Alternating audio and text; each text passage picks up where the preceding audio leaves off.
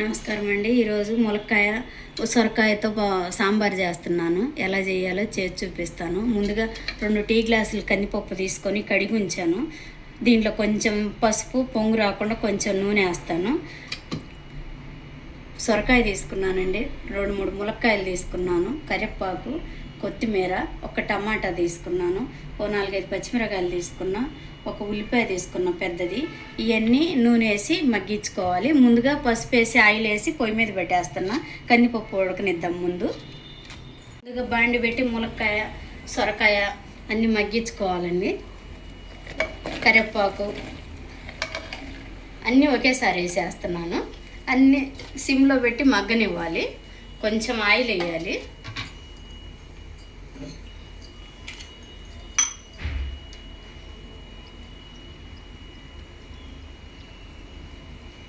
ఇవన్నీ సిమ్లో పెట్టి మగ్గిచ్చేసుకుంటే బాగా టేస్ట్గా ఉంటాయి.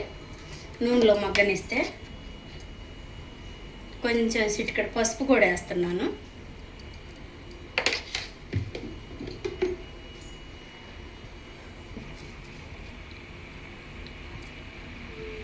కొంచెం ఉప్పు కూడా వేస్తున్నాను. కొంచెం ఉప్పు పసుపులో అన్నీ మగ్గనిస్తే మంచి టేస్ట్ వస్తుంది సాంబారు. ఒక పెద్ద స్పూన్ జీలకర్ర వేస్తున్నానండి. ఇలా మగ్గేటప్పుడే జీలకర్ర వేస్తే బాగుంటుంది.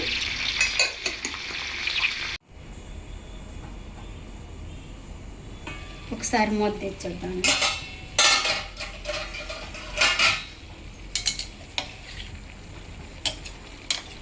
అంతేలా కొంచెం మగ్గింది. ఇంకా కొద్దిగా ఒక 5 నిమిషాలు మగ్గితే సిమ్లో పెట్టి మూత పెట్టి మగ్గించానండి. అంత పసుపు, ఉప్పు అంత మగ్గిన తర్వాత ముక్కకు పడుతుంది. మంచి టేస్ట్ ఉంటుంది. ఇలా ముందుగా మగ్గించుకుంటే డైరెక్ట్గా పప్పులో వేస్తే సారు మరిగేటప్పుడు అంత టేస్ట్ ఉండదు. జీలకర్ర వేసా కదా, కరివేపాకు, కొత్తిమీర మంచి స్మెల్ వస్తుంది మగ్గేటప్పుడు. ఇలా చిన్న మంట మీద మగ్గించుకోవాలి.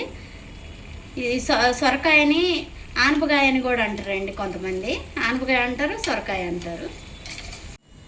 ఒకసారి ఎలా ఉందో చూద్దాను. మగ్గింది అంతా. మూత పెట్టా కదా, కొంచెం తొందరగానే మగ్గింది. ఇలా అంతా ఆనపకాయ అంతా ఇలా మగ్గితే ఇలా కొంచెం నీలి కలర్లో వచ్చింది ముక్క. ఇలా మగ్గితే చాలు. పొయ్యి కట్టేస్తున్నానండి. పప్పు కూడా ఉడికింది. మెదుపుకొని చింతపండు పులుసు అవన్నీ పోసుకొని మళ్ళీ మరగబెట్టుకోవాలి. ఈ ముక్కలన్నీ వేసి పొయ్యి కట్టేస్తున్నానండి. పప్పు అంతా ఇలా మెత్తగా ఉడికిందండి. దింపేసాను. ఇప్పుడు కొంచెం కల్లుప్పు వేసి మెదుపుకోవాలి మెత్తగా. ముక్కలన్నీ మగ్గేటప్పుడు కొంచెం ఉప్పు వేసా కదండి. ఇప్పుడు కొద్దిగా తక్కువ వేస్తున్నాను.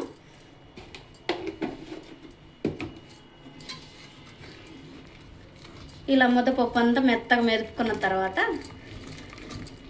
చింతపండు నానబెట్టి ఉంచానండి. రసం తీసి ఉంచాను. అది పోసుకొని ముక్కలన్నీ వేసి సరిపడా వాటర్ అంతా పోసుకొని మళ్ళీ పొయ్యి మీద పెట్టి మరగబెట్టుకోవాలి. ఇలా అంతా మెత్తగా మెదిపానండి పప్పు అంతా. ఇప్పుడు ముందుగా తీసి ఉంచాను. ఒక పెద్ద నిమ్మకాయ అంత చింతపండు తీసుకొని రసం తీసి ఉంచాను. ఇది ఇలా పోసేసుకోవటం. తగినన్ని వాటర్ వేస్తున్నాను. మనకి ఎంత అవసరమో అంత వేసుకుంటే కొంచెం పప్పుకు తగ్గట్టు పోసుకోవాలండి వాటరు. అంత తిక్కుగా ఉన్నా అంత బాగోదు.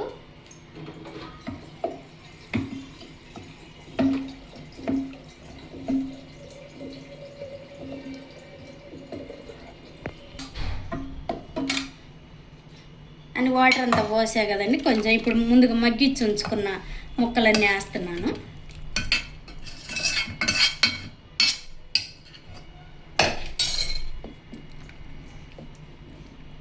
కొంచెం చిక్కగా ఉన్నాయి.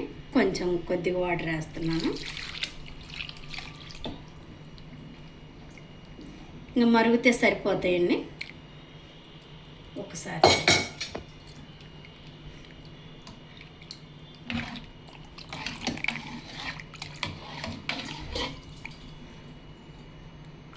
ఇలా ఉంటే సరిపోతాయి. అంత పలచకున్న అంత టేస్ట్ ఉండదు. ఇలా అన్ని ముక్కలన్నీ వేసా కదా, ఒకసారి అంతా ఒక పావు గంట మరగబెట్టుకుంటే సరిపోద్ది. పొయ్యి మీద పెట్టేస్తున్నానండి.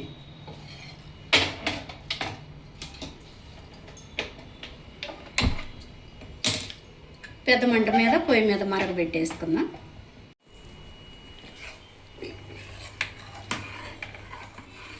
ఇది వాటర్ పోసి ఒక 5 నిమిషాలు అయిందండి పొయ్యి మీద పెట్టి. కొద్దిగా దగ్గరికి మరుగుతుంది. ఇప్పుడు కొంచెం కారం వేస్తున్నాను.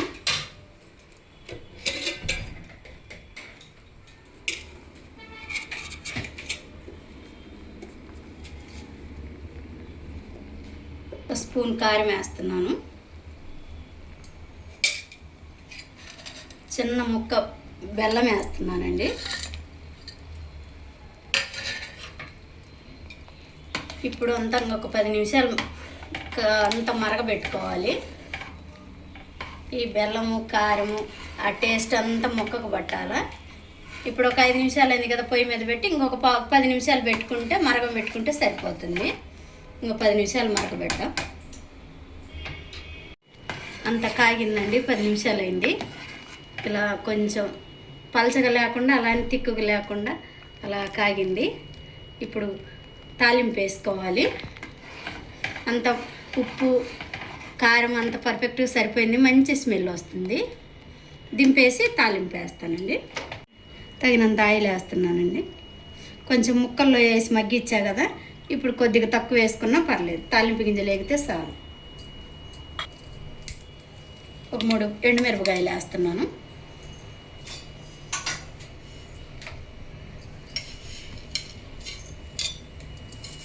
తాలింపు గింజలు వేస్తున్నాను.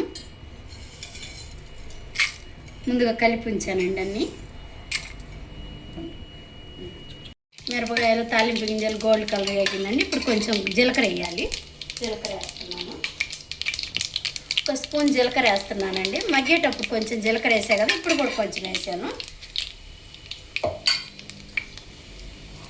కొంచెం ధనియాలు కూడా తీసుకొని ఇలా నలిపేస్తే మంచి టేస్ట్ వస్తుంది. వేగిన తర్వాత ఇలా చేత్తో ఇలా నలిపేయాలి.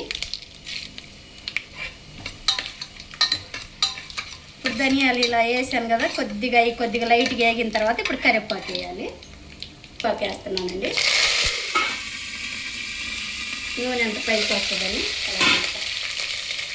ఇప్పుడు ముందుగా కట్ చేసి ఉంచుకున్న ఒక పెద్ద ఉల్లిపాయ వేస్తున్నానండి. సన్నగా సీలికలు చేసి వేసాను.